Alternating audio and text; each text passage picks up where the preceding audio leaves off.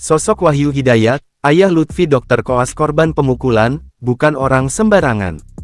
Sosok ayah Muhammad Lutfi Hadian, Dr. Koas yang dipukuli sopir rekannya keluarga Lady Aurelia, bernama Datuk alias Fadila, menjadi sorotan. Kini, ayah Lutfi muncul ke publik untuk meminta keadilan atas apa yang dialami oleh anaknya. Ayah Lutfi yang bernama Wahyu Hidayat itu menjadi sorotan, karena ternyata bukan orang sembarangan. Dia diketahui merupakan seorang pejabat di sebuah perusahaan ternama.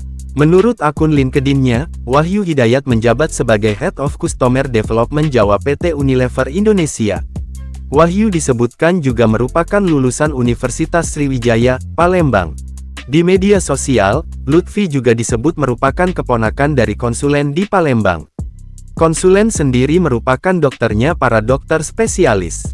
Tak hanya itu saja, Lutfi disebut merupakan keponakan Dr. Yusuf, dan ia tinggal di rumah sang paman selama kuliah di Universitas Sriwijaya. Sebelumnya diberitakan, Lutfi menjadi korban penganiayaan Datuk, sopir Lady. Penganiayaan itu terjadi di sebuah kafe, Jalan Demang Lebar Daun, Palembang, Kamis tanggal 12 Desember tahun 2024.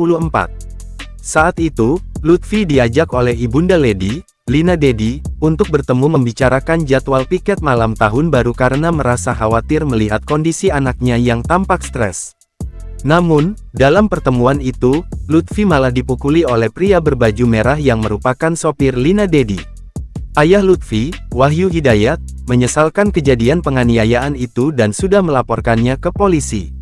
Kami merasa kecewa dengan peristiwa ini dan keadilan harus ditegakkan. Kami sudah melaporkan kejadian ini pada kepolisian dan berharap pelaku dapat diproses secara hukum yang berlaku di Indonesia, kata Wahyu saat dijumpai di Rumah Sakit Bayangkara Mo Hasan Palembang, Jumat tanggal 13 Desember tahun 2024. Mengenai kondisi Lutfi, Wahyu mengatakan anaknya sudah pulang dari rumah sakit, tapi masih harus tetap beristirahat di rumah.